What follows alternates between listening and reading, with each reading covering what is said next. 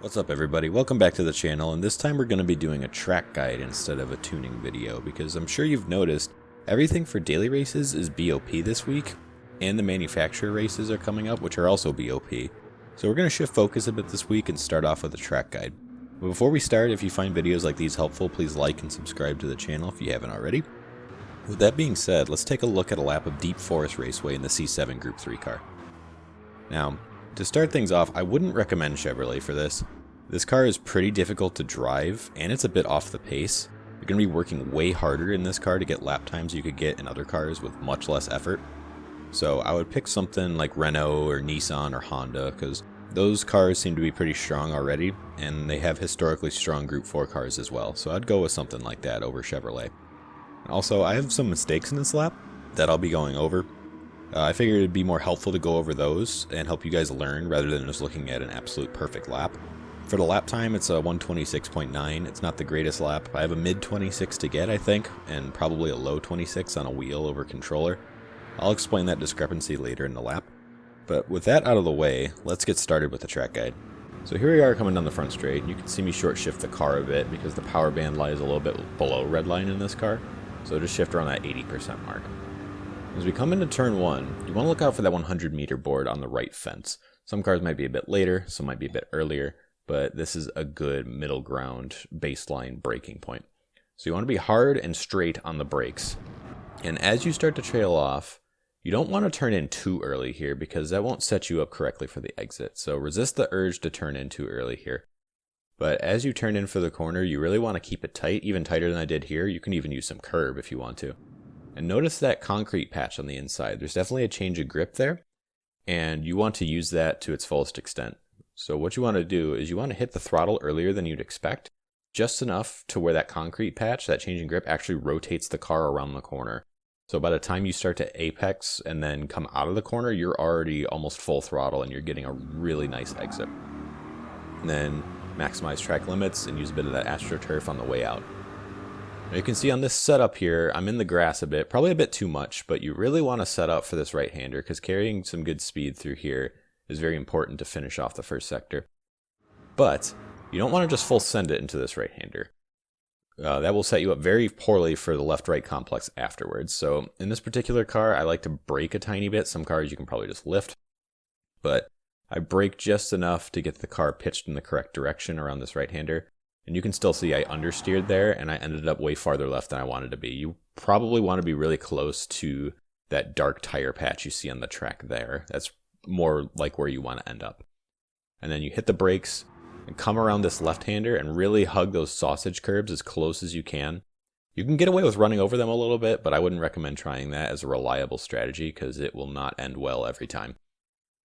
And finally, right after that curb ends, hit the brakes and make sure you're super tight on this right-hander.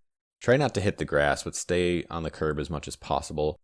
And then as you're getting through the corner, you want to throttle on earlier than you'd expect, but stay about halfway so you don't get any wheel spin, and then just ease into it as you go into the tunnel. Now be careful on this tunnel exit, because if you try to stay too far left, then your rear tires can clip the grass, and that will make you slide. So make sure to avoid that. But as you're coming out of this tunnel, you want to be as far left as possible, and then really dive into this corner, even a bit tighter than I did. You can cross over that white line if you apex late enough. And then again, with all the other corners, you really want to get on throttle as early as possible. So you can see how early I get on throttle here, and just start slowly easing into about halfway, 3/4. I got a little too greedy here, and I got a bit of wheel spin, but that's okay. And then coming over this corner, you can see I really maximize track limits here. I probably did this a bit too much. If you do it too much like I did, you'll get a bit of a disturbance in the front end, and it will make your braking a bit worse because of the front end lift. So while you want to maximize this, don't go overboard with it. So you can make sure you have stability in braking down the hill. And once you do that, you want to keep this downhill left super tight. And the tighter you can keep this, the earlier you can throttle on. So you can throttle even before the first BBS sign on the left if you do it right. So you really want to start digging into the throttle and getting a full throttle apply as you exit. Then here I like to set up on the right as far as possible. I'm not sure if it's a huge benefit, but if you end up using the grass in front of me right now on the right too, to get a little more turn in, while it's not reliable, again, it is faster if you get it to work. But a setup onto the straight is always a good thing. So in this light concrete patch, compared to the dark asphalt patches around it, you want to brake a little later than halfway through it, and then get right to that inside of the apex there, right on the curb, and then ease into the throttle even earlier than I did. You can get away with some really early throttle application if you're disciplined on the throttle control. And the earlier you're on throttle, the better here, because this straightaway is very long. Again, maximize those track limits with the AstroTurf. Get as much exit speed as you can. And again, you see me short shifting here in this car. Not every car is like this, but the Corvette is in particular. Now, as we're coming into the hairpin, we're going to brake about 3/4 of the way into this grass patch between the wall and the curb. Now, this is where the discrepancy between wheel and controller comes in. Because on controller, the way the steering inputs are filtered, you just turn less in the hairpin than you would on wheel. The wheel you can turn however much you want and the game won't filter it. But on controller, you are limited in what you can do. So, unfortunately, you'll lose 2/10 at an absolute minimum. I've lost as much as 4, even on a decent hairpin run, and there's just nothing you can do. So, I just wanted to make that clear. If you feel like you're losing time in the last sector and you're on controller, I just wanted to make that very clear. Now, to make this corner work, you want to brake as straight as possible, but also as late as possible. Because if you can get better turn in, then you can hit the cambered patch of the inside of the corner later, and that will really allow you to carry some more exit speed and get on throttle earlier.